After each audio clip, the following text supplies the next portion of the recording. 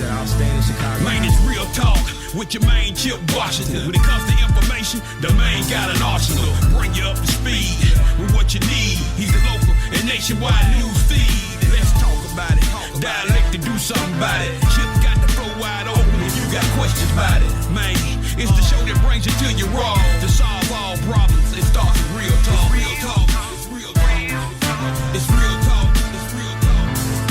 It's real talk. It's real talk. It's real talk. It's real talk. It's real talk. It's real talk.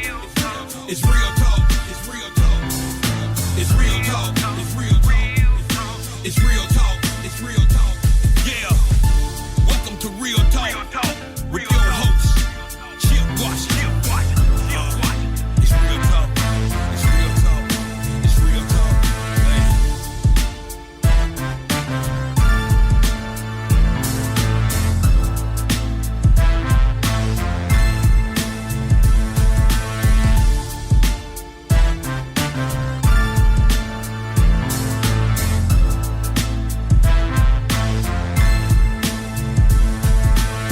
And here we go, ladies and gentlemen. It is the 23rd day of December 2024. It is the last show of this year. So if you are tuning in, and I certainly hope you are, you will catch us no more this year. We will be back on January 6th. But first things first, ladies and gentlemen, welcome to Real Talk Memphis on this cool, chilly out there Monday evening in the city.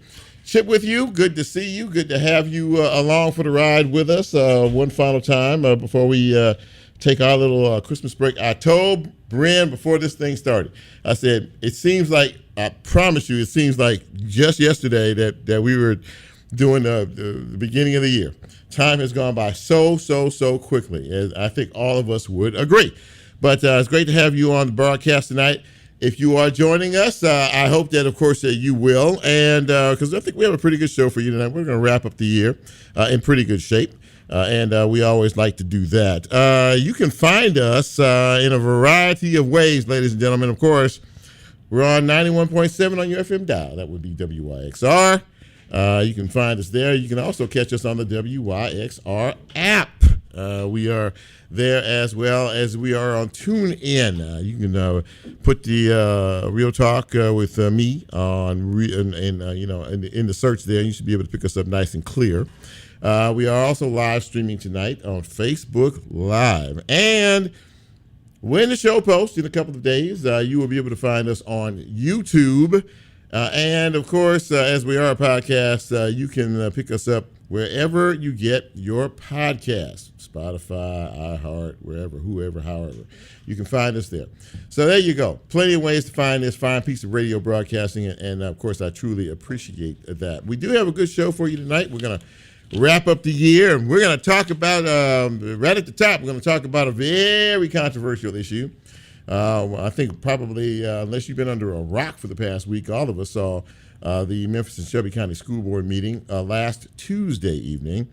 A very surprised move indeed to terminate the contract of current superintendent Dr. Marie Fagans. Well, we all saw how that went. And 5 members declared that they wanted her removed. There were some allegations that were listed. Of course, Dr. Fagans addressed those allegations, and at the end of the night, they were all primed to have a vote that night, whether to remove her or not. And had they had that vote, and had they got enough votes, she would have been terminated that evening. However, that did not happen. They had pushed this back off until next month sometime. To give board members and, of course, Dr. Fagans a chance to respond to some of these quote-unquote allegations. We are going to have, in just a few minutes, one of these school board members, Michelle McKissack. She has been on the board for several years now. She was on the board when Dr. Fagans was selected, and she had some very, I'll just say, important or pointed comments in reference to this. She did not agree with any of this. And she will talk to us. So we are the only show. This is the only show that she has agreed to do an interview with, and really appreciate that. And I hope that you can stick around in just a few minutes to hear Michelle talk about the doings of last Tuesday and what all this is really about and where we go from here. A little bit later on, we're going to talk to Leslie Taylor. Leslie is the executive director of the Memphis Crime Beat. This is an organization that basically recruits volunteers to sit in some of these courtrooms and watch some of these court cases and see how the process is played out. They recently got an award from the Memphis Police Department. She'll tell us a little bit about that. More importantly, the focus of the Memphis Crime Beat organization leaving this year and entering into 2025. So I look forward to that conversation. And a bit later on, we have my friend. He is, I would almost call him a legend in this city. He is a columnist. He is a commentator. He is an author. He is all things, all to all people. He is the Otis Sanford, and he will join me for a year in review to talk about this year and so many of the issues and things that have happened to our city and our community. And I love having him on because he's always honest and he always gives a great take on things. So there you go. That is a look at who we're going to have tonight. Right now, however, we are going to take time in a moment to celebrate you. You made another trip around the sun. How about that? We're going to give you a shout out or two. And maybe somebody out there will hear it and they didn't know and they'll call you and check on you and maybe shoot you a happy birthday. But we can't do that until I say, hit it, Brent. Happy birthday! All right. It's your birthday. It's your birthday. It's your birthday. Happy birthday going out to Denise Harden. Denise is the program director at WLOK Radio, and she is celebrating her birthday today. Hope she had a wonderful day. Jenny Ali celebrating her birthday today. Hi, Jenny. Willistine Banks, happy birthday to you. Happy birthday to Sherilyn Williams, to Toya Harrison Peoples. Robert Southgate celebrating his birthday today, as is Audrey Holmes, Angela Leitz, and speaking of another legend, broadcast news anchor extraordinaire, you all know her. Happy birthday to Kim Clark of Action News 5, celebrating her birthday today as well. To each and every one of you, happy birthday from all of us here at Real Talk Memphis, and we hope this day has been filled with fun and laughter. And if the Lord says so, we will be back here next year to celebrate your next trip around the sun. Thanks, Brent. All right, quick news, some news and notes here today. As I stated at the top, of course, last Tuesday, the Memphis and Shelby County School Board met to discuss the termination of Dr. Marie N. Fagans. And, of course, this meeting was very hastily called, and for some school board members, they didn't even know the meeting was going to be called, let alone what the meeting was going to be about. Of course, many people showed up. A lot of the public showed up to try to figure out this whole thing themselves. At the end of the night, there were 5 of the 9 school board members said that they wanted to terminate the contract of Dr. Fagans because they thought that there were some things that she did not do, and I don't know if she overstepped some bounds or what have you, or hurt some feelings and the whole 9 yards. But anyway, they wanted her to be gone. Well, it was a very contentious meeting, and if you didn't see it, it's all over YouTube. I think everybody in this country probably saw it at one point or another. But the crowd was pretty raucous, I will say. And I will also say that Dr. Fagans, let me put it this way. The public, the general public, showed great support of her. And she all of the comments that were made were in support of her. And the big question is, how do you get rid of somebody after 8 months on the job? I mean, what is the reasoning and what is the rationale for that? I think all of us are trying to figure that one out. But the vote to terminate her that night was postponed until next month. I guess we'll find out more next month, one would assume, in reference to all of this. So we will see what happens with that. We're going to be talking in just a couple of minutes to Michelle McKissack, one of the Memphis and Shelby County School Board members, who was very present and really a very strong advocate for Dr. Fagans, and she'll talk about all of that in just a few minutes. Her only interview in reference to all of this. A little bit later on, as I said, we'll be talking with Leslie Taylor from the Memphis Crime Beat, and a little later, Otis Sanford, of course, will join us on the show. Now, something else that has gotten all of our attention, which is the Department of Justice, DOJ, their consent decree, which really made a bad light, showed a bad light on the Memphis Police Department and some of the actions that they have taken in past for so many people, so many individuals out here. Well, the Mayor Paul Young, has not signed off on the consent decree as of yet. And I don't know how willing he is to actually do that. He stated that, of course, the financial cost to the city would be pretty great. So what he has chosen to do in the meantime is he selected former federal judge Bernice Donald to head up a community response unit and form an action plan to refute some of these charges that the Department of Justice has made against the Memphis Police Department. She will serve in a process oversight capacity, and she will also oversee a 9-person task force. So she'll be the liaison between the city and the police department. I guess the question is, will the Department of Justice go along with this, and then how do we balance all of this? How does she find out what some of the initiatives are doing or going on within the police department, and more importantly, how are we going to find out about all of that? So transparency is one of the biggest issues that's out there right now, and for all of us. So we're going to, this is very, very interesting. So this is really a counter move from the mayor's office that said, well, we're not going to sign the consent decree. Instead, we're going to have our own person working directly with the police department to try to come up with some solutions to some of these really, really strong accusations based on the investigative folks from the Department of Justice.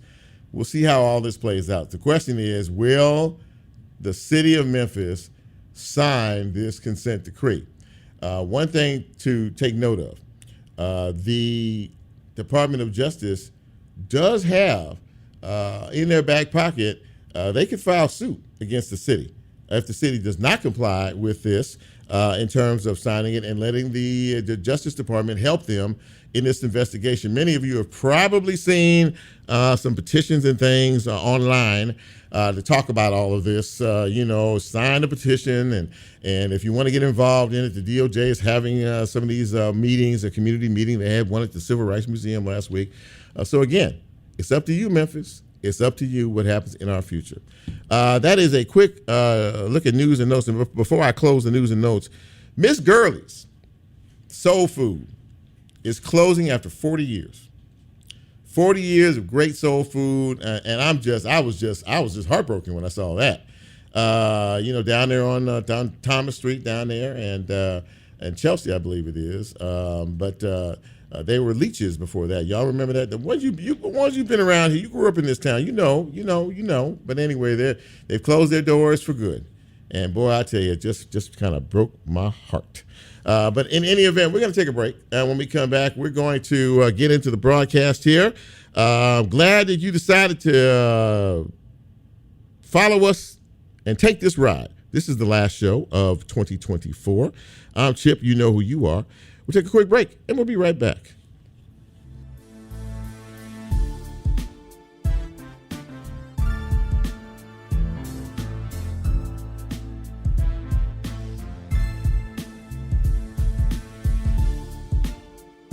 If you like Real Talk, here's a way you can get involved. Do you have a show topic idea or suggestion? Want to be considered a guest or have a guest idea? Then send Chip a message on his Real Talk show page and you can be a part of the Real Talk experience. So as he always says, go out and tell somebody. We'll be right back.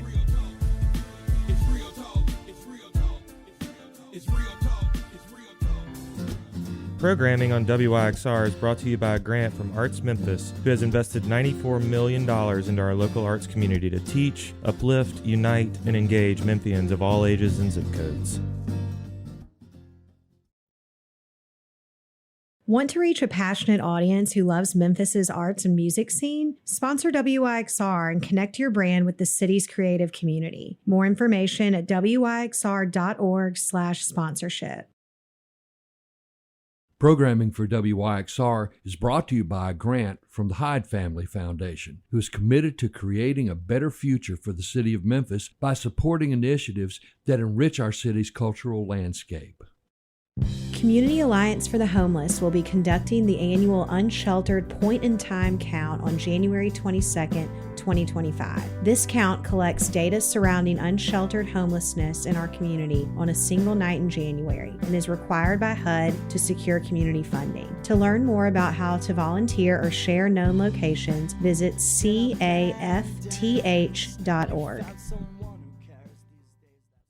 Church Health's Memphis Plan continues its decades-long commitment serving local musicians with comprehensive health care and also tailors its focus to small business owners and the self-employed. Health care through the Memphis Plan provides care in Memphis for Memphians. Related services include preventative health, optometry, dental care, and more. More information regarding availability at memphisplan.org or at 901-272-PLAN. I'm Patrick Tamburino, host of the Techno Strategist podcast. Join me as we navigate the ever-evolving world of IT managed services and beyond. We'll explore everything from selecting the ideal tech partner to the forefront of cutting-edge technologies, all infused with my own unique perspective and hopefully a touch of humor. Don't forget to tune in to the Techno Strategist on the WYXR podcast network. For more information, head over to wyxr.org.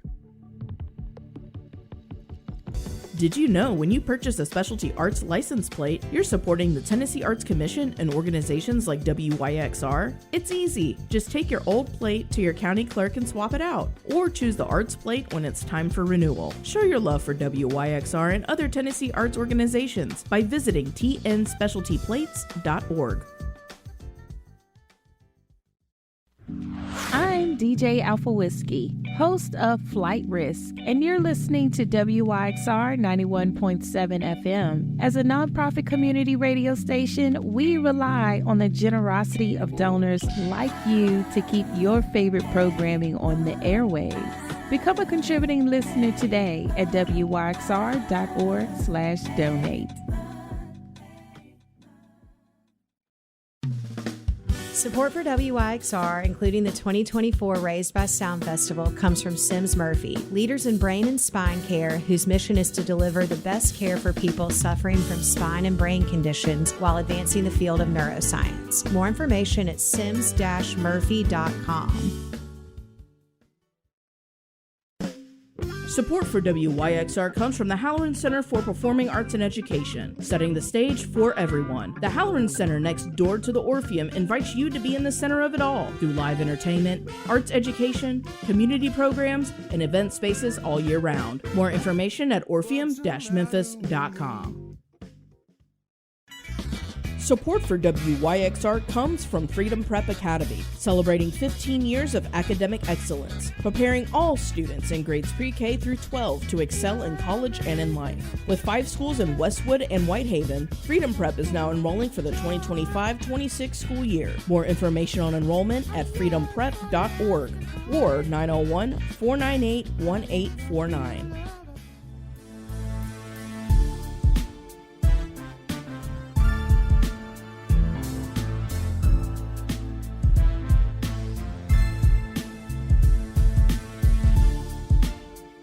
Get Real Talk on the TuneIn mobile app under WYXR, and he's now streaming live on Facebook. And you can also catch a rebroadcast on YouTube. Just put WYXR in the search box and hit subscribe.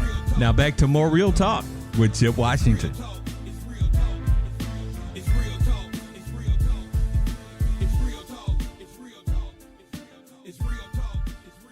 And welcome back to Real Talk Memphis on this Monday evening, the final show of 2024. Glad to have you with us and very happy to have our first guest with us this evening. Of course, we have been talking about, and everybody in town has been talking about the meeting last Tuesday evening with the Memphis and the Shelby County schools, and in reference to the fact that it was a specially called meeting to determine terminating the contract of our current superintendent, Dr. Marie N. Fagans. Well, there was one voice on that board that night who spoke up and spoke out and did not understand any of this and thought it was very unfair, and said that implored her board mates not to take this action, which they did not do that night. Very happy to welcome to the show school board member Michelle McKissack. Michelle, it's good to see you. Thanks for coming on the show. Really appreciate you. Really do. Oh, thank you, Chip, for having me. Absolutely that. So,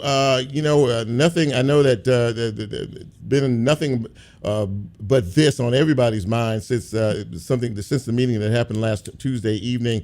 You know, one of the things that we did hear before the meeting even commenced was from you by stating that this was so hastily put together that I don't know how many board members knew that it was even going to occur, but I do know that you didn't find out about this until almost the very last minute. Am I correct in that?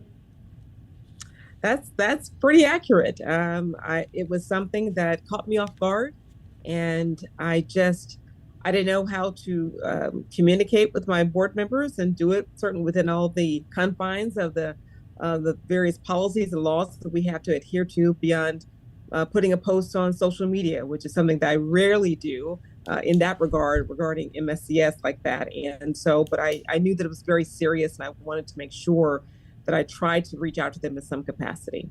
So, having said that, which is odd enough, in terms of how this has been communicated, obviously the word got out quickly.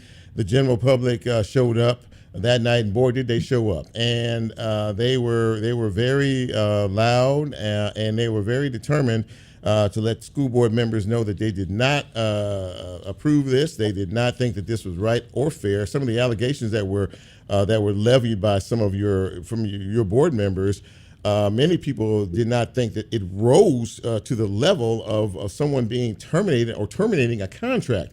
And I believe one of those individuals was you. When all of this was going on, Michelle, in real time, as you were sitting there trying to process everything that was just popping up, how difficult was that for you to sort of just really figure out exactly why we're here and what is really going on? Well, the first thing that was of concern to me was, as you mentioned, the community. They showed up. They showed up big time. People from every walk of life. I saw, dads with their kids in strollers. I mean, it was just everyone, no matter who. They came from every corner of our district. And so when we initially started the meeting, typically within a meeting, you only have 30 minutes for public comment. But I knew that this was something that was too big to be confined to just what the policy currently said. So I put it on record. I asked my colleagues, I made a motion to have all 57 speakers who had signed up to be sure to let their voice be heard, because this was a huge decision. Yeah. And we needed to hear from the community, because when you say the community, they are the children. The children of the community. They are interwoven. You can't separate the two. And so, because these are parents, these are educators, or principals, teachers. There were so many different types of people there. And so that was my first thing, is to make sure that the community was heard.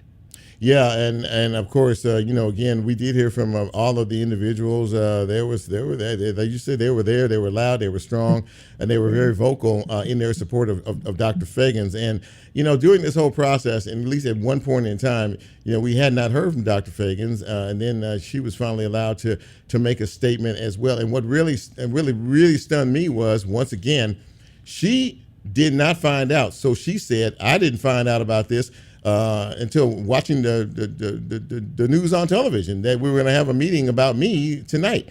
That really, honestly, it to me would destroy the I guess the confidence, if you will, in the board. To be able to handle these things in a professional manner. That clearly, for a lot of people, was not done in a professional way. And we still heard a lot of blowback from it today. Now, the decision to terminate her contract has been moved to January. You implored your board mates not to do this that night, because it really wasn't fair, and it really didn't seem like it was something that even should have been done in the first place. I take it that you are glad that everybody calmed down a bit, and Ms. Dorsa decided that this was the right thing to do for some of the board members as well as Dr. Fagans? Well, you used the word implored. That's actually the word that I used that night. I implored my colleagues to slow this down, the bare minimum, slow it down. I don't believe it warranted being brought forth at all.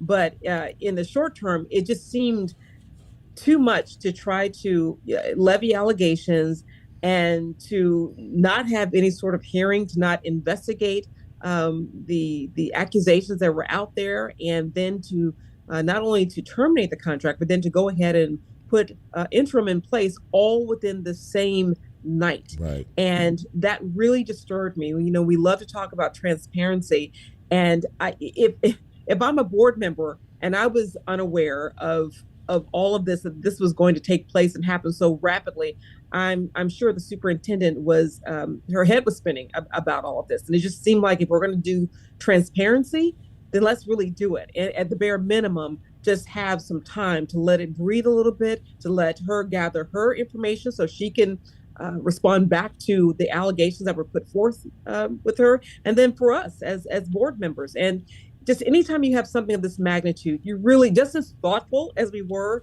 with the search process, we need to be just as thoughtful with this in terms of terminating a contract that had only started just 8 months earlier. And one of the things that you said there that was really important, and one thing that kept sticking in my mind, 3 of the 4 new board members, newly elected board members, were the ones that decided that they wanted to move on from Dr. Fagans.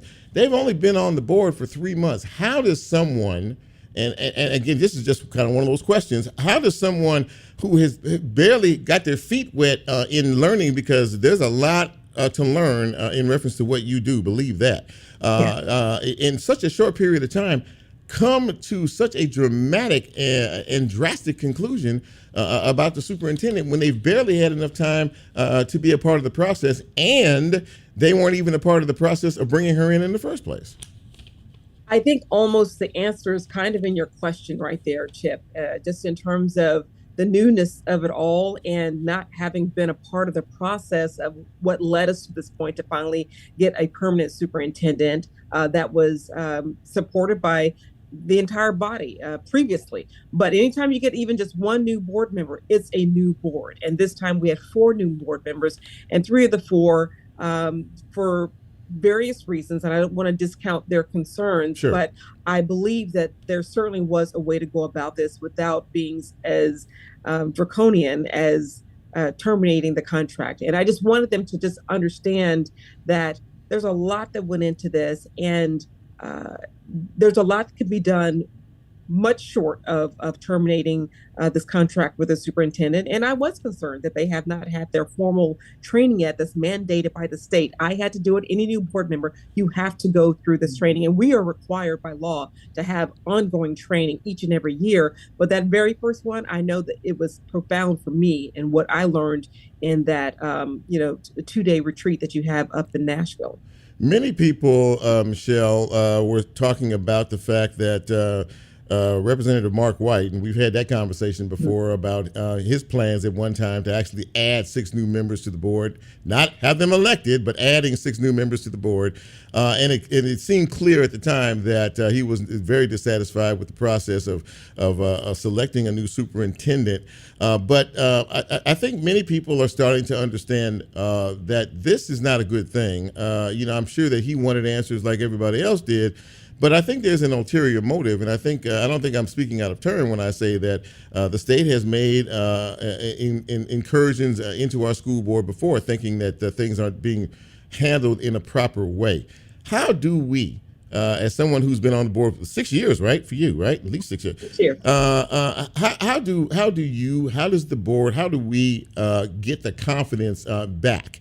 After what we saw last Tuesday night, how do we get everybody back on the same page? Clearly, the public is very upset about all of this, but this is a situation that to me requires all of you going away somewhere and locking yourselves in a private, secluded place and ironing out some of the issues, if you will, that some of your board member folks are having in terms of all of this. Am I on the right page with that? Do you think, or? I think that would be the beauty of it, if we could just go and sequester ourselves somewhere in private, but we can't do that. I think that's part of the problem. There were concerns, and that just being new board members, period. And then it's hard when you're on a public board and everything all your business has to be conducted publicly when you're coming together as a group.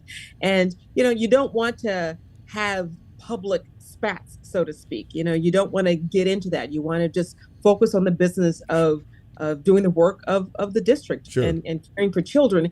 And so, but in this case, I hope that as a result of a very tumultuous meeting last week, that as a board now, a lot of just concerns have been aired, and we broke that ice, so to speak. And because we're still getting to know each other, I think when you're on a board, and I've served on several boards, both public and private, it's just a matter of gelling and kind of getting a vibe for each other. And we are still very much in the early phases of that. And you add a new superintendent, and who's made some big and bold changes, not 100%, on board with everything, but you got to look at the big picture. You got to take the good, the bad, the ugly, and just work with it. And clearly, in my opinion, and obviously in the opinion of so many others, there's been more good than anything else, because it's been focused on what's best for children and how to move our district forward. And I think that really is at the heart of it all. And that's at the heart of it all for all of my board colleagues. They really do care about children. I've had, over the last few months,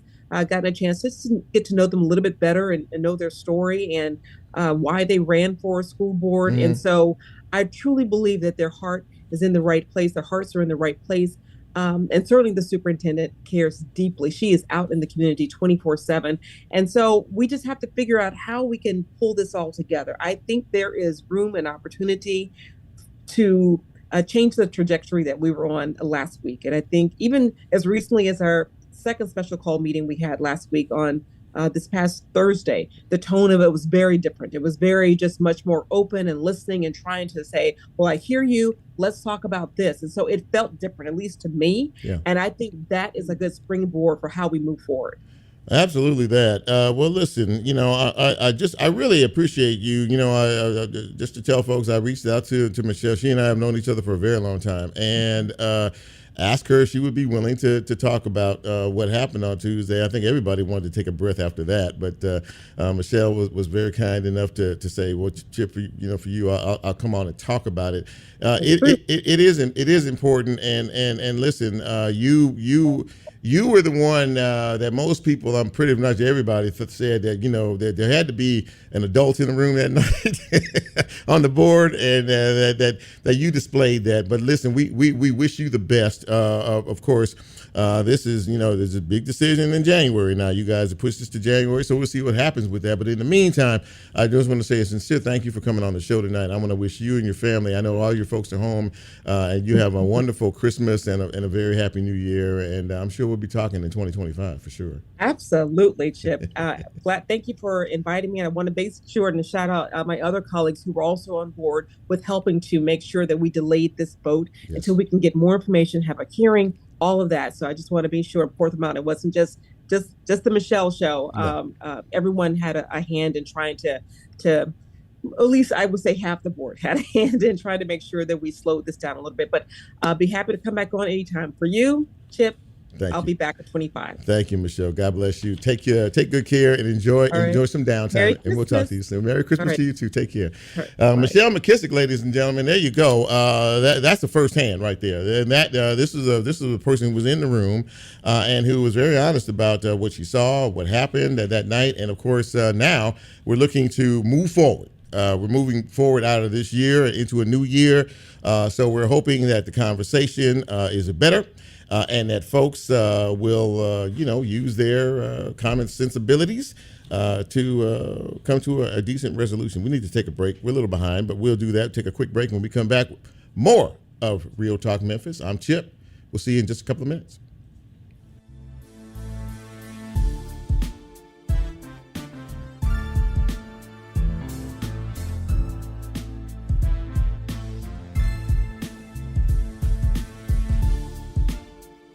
If you like Real Talk, here's a way you can get involved. Do you have a show topic idea or suggestion? Want to be considered a guest? or have a guest idea? Then send Chip a message on his Real Talk show page and you can be a part of the Real Talk experience. So as he always says, go out and tell somebody. We'll be right back.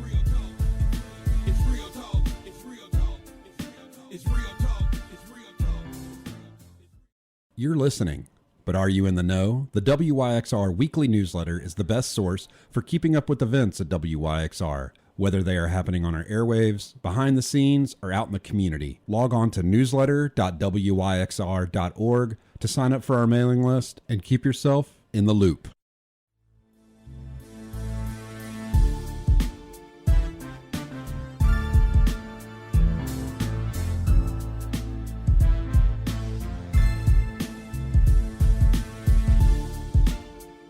Get Real Talk on the TuneIn mobile app under WYXR, and he's now streaming live on Facebook. And you can also catch a rebroadcast on YouTube. Just put WYXR in the search box and hit subscribe.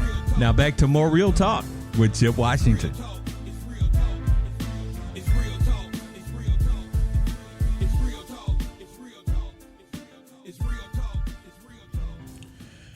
And welcome back to Real Talk Memphis on this Monday evening in the city. Chip with you. And of course, my next guest is someone who I would say is deeply immersed in the judicial system in our city, which of course there's a lot of questions in a lot of different areas, but I was really happy that she could come back on the show. We had her on once before and I wanted to bring her back. She is Leslie Taylor. She is the executive director of Memphis Crime Beat. And Leslie, it's great to see you. How you doing?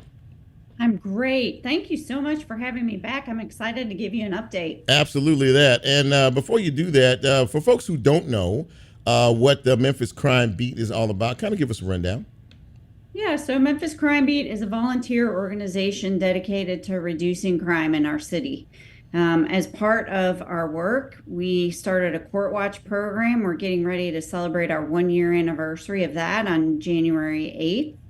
And we also dig into a lot of the publicly available data that we put up on our website and try to make it very intuitive, I guess, so that anybody can log on to our website and understand what's really going on and what the data is saying.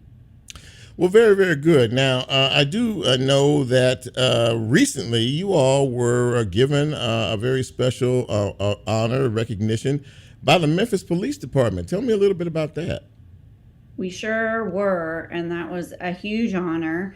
The Memphis Police Academy dedicated their 145th basic recruit training graduation ceremony to me for the work that we've been doing with Memphis Crime Beat, which was really, really a huge honor. Absolutely, it is, and specifically, in terms of all of that, you were last time we talked. It's been a while since we talked, but you were really wanting to let people understand what it was all about that you were doing, and you were recruiting for folks to sit in, and basically what you were saying is, if you want to understand the judicial system in Memphis and Shelby County, we need folks to sit in and watch and listen and really participate in the process. How successful has that been for you since the last time we communicated? Yeah, so if you think about what we've been doing as a proof of concept, we've proven that it works. So we've trained about 30 people to go to court and observe what's going on. We've gotten a lot of great feedback from our volunteers that go to court. And in the upcoming year, we're hoping to get another 60 people trained and headed to court. And that will allow us to cover not only the criminal court that we're currently covering, but also the general sessions court and the bond hearing room. And I think it's really important to have citizen volunteers in all of those areas watching what's going on. It really is. And how do we, this is important. We've seen so many different direction. We talk about bail. We talk about, people being let out on with no bond after committing major crimes. There's really a lot that people can learn by getting involved in this process. And I like what you all do because, they can't, In other words, you're not an outsider looking in. You're an insider looking directly at what is happening in front of you. And I guess, does it help to also give you a better insight as to exactly how this process is supposed to work? Oh my goodness, absolutely. We take the observations that our court watchers are seeing in the courtroom, and we combine that with the data work we're doing, and that helps us really give an overall picture of what's going on. For example, when our court watchers went to court and they saw cases getting reset, we had several volunteers after their first day say, well, gosh, I feel like nothing even happened today. Right. All they did was reset cases all day long. Mm-hmm. So we took that information and then we started looking at the publicly available information in Odyssey. And now we've directed our volunteers to really focus in on who's requesting those resets, why they're requesting them. We'll track that information, see if we can figure out if there's any trends, any issues that we can identify that we can then address and then reduce those resets so that we're, helping cases progress through the system more efficiently. Have you met with DA Mulroy and maybe some of the other prosecutors, some of the other attorneys, or some of the more prominent legal folks in this town, about this, what you've seen and some of the questions that you all as an organization may have? Yes, we have. We've met with DA Mulroy, and in fact, I'll be meeting with him again early in the year in January. And part of what we want to review with him is we've been looking at courtroom dismissal data.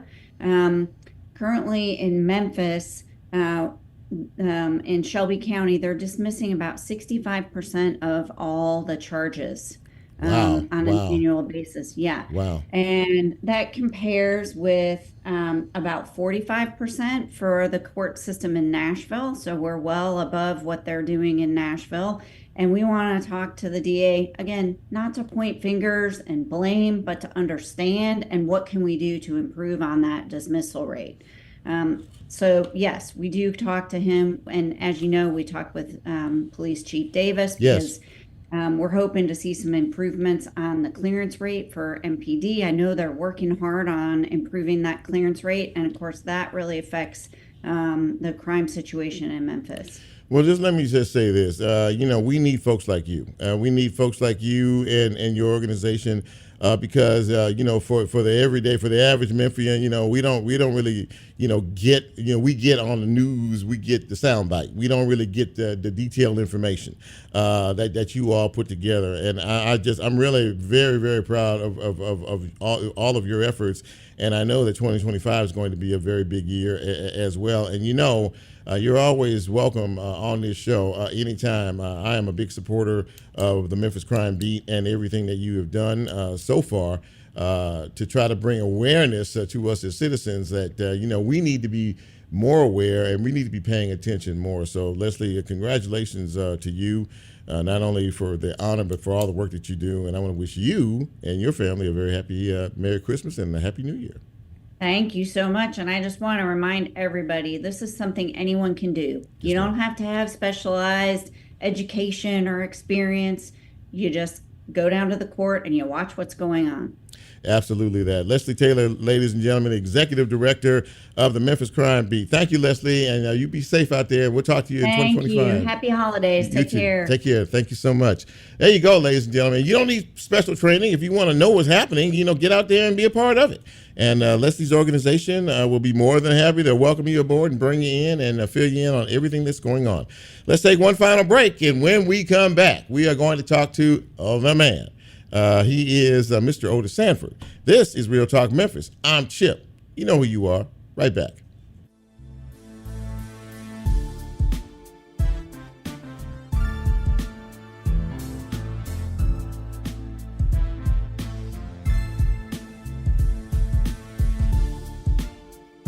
If you like Real Talk, here's a way you can get involved. Do you have a show topic idea or suggestion? Want to be considered a guest? Or have a guest idea? Then send Chip a message on his Real Talk show page and you can be a part of the Real Talk experience. So as he always says, go out and tell somebody. We'll be right back.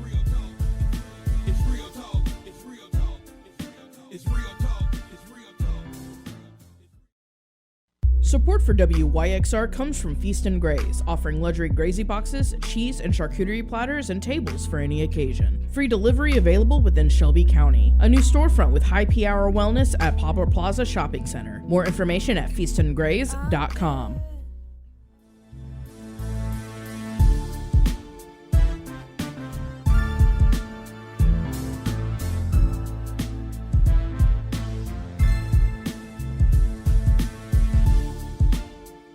Get Real Talk on the TuneIn mobile app under WYXR, and he's now streaming live on Facebook. And you can also catch a rebroadcast on YouTube. Just put WYXR in the search box and hit subscribe.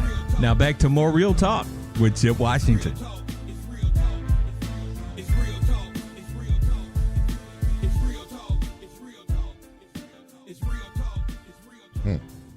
And welcome back to Real Talk Memphis on this Monday evening. Glad to have you with us on the big broadcast. And I'm glad to have this next young man joining us this evening. He is a commentator. He's a columnist. He's an author. And he does it, and he does it all, and he does it all very, very well. And every time I want to impart some truth or get some truth, I always tap on him. Ladies and gentlemen, welcome to the show, Mr. Otis Sanford. And my friend, it is good to see you. Happy holidays. How's it been for you? Happy holidays to you, Chip. It's been really good. I'm enjoying this holiday season, and I'm ready for some festive, just some festive atmosphere around here. Absolutely. That we have had, I would imagine you would say, a rather challenging year in many respects. Of course, I wanted to kind of get your thoughts and opinions on overall as we literally a week away from ending this year. What are your takeaways from 2024? Well, as you just said, I think it's been a challenging year, but it's also been a very difficult year. We've had a few ups, but we've had a lot of downs. I'm a political guy, so I have to start there. And I would say politically, it has been a very difficult year for a lot of different reasons, not just the outcome, but the participation as well is not what it should have been. For an election that was just so important, or elections that were so important. And of course, we still have the challenges with our local police department, and the Justice Department report was a real stinger. Yeah. And so with that, in addition to some few other things, it's been a tough year. You mentioned the DOJ report, and for all of us, that was a shot right in the mouth. And it, I guess for many people, and maybe you included, I don't speak for you, but a lot of folks have said, this is nothing new for us. I mean, this has been going on for a very long time. And to me, to hear that, Otis, to hear that phrasing is even more difficult to know that people have had to endure certain situations and circumstances before the DOJ came in, which they came in after Tyree Nichols, and they were urged to do so. What's your take on that? Well, I think you're right. And it is disturbing for people to say that this is nothing new. It happens all the time. As much as I, consider myself a person who knows a lot about Memphis, I wasn't aware that level of unfairness, brutality, if you will, discrimination, racism even, that was going on in the police department. I had no idea it was at that level. Now, the Tyree Nichols case was a big eye-opener. And we have to think video, body cameras, stationary cameras. If we didn't have any of that, I don't think we would ever have had the Tyree Nichols thing come to light. But this is a young man who still should be alive. And it is unbelievable what happened to him. But if that helped to expose what people are saying, that it happens all the time, then maybe we can finally do something about it. Now, the consent decree is something that, of course, after the DOJ did their investigation, It was presented to the city of Memphis. The mayor has stated that he's not too interested in signing it, at least right now. Today, he appointed former federal judge Bernice Donald to oversee some type of task force and to be a liaison, I guess, between the police department and the city of Memphis. What do you think about that whole thing? Well, I need to know even more about it. I just read one article about it. I certainly know Judge Bernice Donald. I've known her for many. I knew her when she first ran for General Sessions Court clerk back in 1982. As a matter of fact, I wrote about her. So we go back a long way, and I know that she is a very capable person. And if it's what I believe, which is that she will look at the federal Justice Department report and deal with it from a community perspective, making some suggestions about what things that the police department can do based on the report. I think that's a good thing. I mean, this is a woman who has been in the federal judiciary for a long time. She's seen a lot of Justice Department documents. I'm sure she's seen a lot of even consent decrees, even though the mayor says he's not interested in entering one. I think that she can provide a lot of advice and know-how about how to deal with federal issues. And so I think it's a good thing up to this point. But I do need to know a little bit more. The school board met last week. All of us are more than aware. You all had some talk about it over the weekend on one of your shows. Just an overall viewpoint of what we saw and this whole thing, which has really become, Otis, I think, and a lot of people think as I do, a big embarrassment to our city in terms of this. Yeah. Chip, that was one of the saddest days Memphis has seen probably during my time living in Memphis. It is. I mean, we've had a lot of other really sad days, obviously. Nothing compares to the assassination of Dr. King and some of the other things. But I'm talking about in terms of the schools, in terms of the reaction that the community has, the leadership that was not there on the school board. This was just an embarrassing day all the way around. And there is so much blame to go around for this. First of all, the school board did a terrible job of even holding the meeting in the first place without giving sufficient information to the public about what it is that they thought that Superintendent Fagans should be dismissed for. Nobody even knew that. Even if it had been talked about and intimated earlier, there was not enough information given to the public. And then to hold a meeting and allow people to have comments before they even know what the allegations are, you do that later after the comments, that only riled up the people. It was just a disaster. And everybody is to blame, including the previous school board that did a terrible job of even selecting a superintendent in the first place. It was awful. Yeah, it really was for a lot of folks, and we'll see what happens next month. Before I let you go, you're I would say you're a prolific author. I'm privileged to have your first book, and you have since released another one. And you're actually working on a third, I'm to understand. Talk to us about that. Well, I'm only going to give you a little tease on that see there? Okay, a little tease. All right. Okay.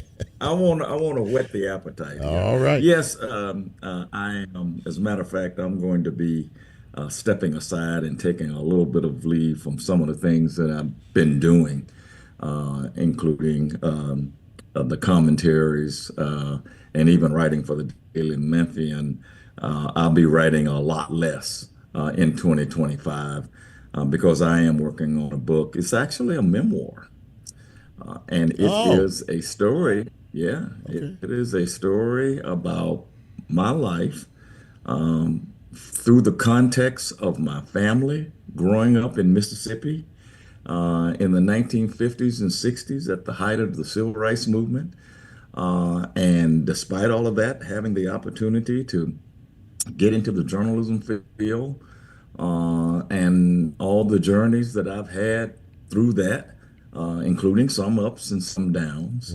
And then at the end, I'm planning to just do an assessment of journalism today, and especially print journalism, since I've been in it for it'll be 50 years. Oh goodness! Next year. Oh goodness! And so I've been around. Yeah. And I've been around newspapers all that time. Well, listen, so that's what I'm working on, and I hope to get it done. I have a publisher, and hope to have it done by the end of the year, and this time, hopefully at the beginning of 2026, you and I'll be talking again, and I'll be ready to roll it out. Man, that sounds like a great piece there to your memoirs, and to get your firsthand take on all things journalistically speaking, because you're more than qualified to do that. We look forward to that. I look forward to it, absolutely. I'm gonna be first in line. I'm gonna get that one too. Just tell well, me I'll make sure that you won't be left out, even in the promotional copies. I'll make sure that you're part of that. It is something. It's something that I feel I have to do. Yeah. I come from an amazing family, and I've seen a lot in my years, and I have some things to say in this book that I think that the public, especially in the greater Memphis area, might be interested in reading about. Man, gosh, thank you so much, man. We appreciate Otis Sanford, ladies and gentlemen. I'm so honored and privileged to know him. I've known him for a long time, and he's been a man of integrity and of honor. And Otis, I want to wish you and your family a happy holidays, Merry Christmas, Happy New Year. And Same to you. Same to you. And I look forward to us getting together sometime in 2025, my friend. That's for sure. Well, sometime if I'm not in a dungeon somewhere working on this book, and you can raise me, I may come up for air. Well, I appreciate that. If you just take a little puff, just come on up for a few minutes. It's good to see you, my friend. Thank you for taking the time. I really appreciate it. Great to see you too. Okay, take care. Merry Christmas. You too. Merry Christmas as well. There you go, ladies and gentlemen. The Otis Sanford joining us with his unique take on all things Memphis. And, of course, that wraps up this edition. Brandon, as you play us out, I don't know if you all were able to catch all the show or hear us. So we did have some technical issues earlier, but on this end, we were fine. We were hearing everybody. They were hearing me, and I hope you all got a chance to as well. But listen, if you didn't, it's a podcast, and when it posts in a day or two, go to the podcast, listen to the podcast, okay? Because if you didn't get a chance to hear us tonight, you missed a really, really good show. As I said earlier, we're closing out 2024. I want to say thank you sincerely from the bottom of my heart for your support. And for those of you who are regulars, join me each and every week on this show. It means more to me than you'll ever know. I wish all of you a very happy holiday season. Merry Christmas to each and every one of you. Happy New Year. And the Lord says so. We'll be back in 2025, January 6th, with a brand new year with a brand new show. So for all of us, for Lola, for Brent, and for yours truly, thank you, Memphis. I really appreciate it. And with that, we are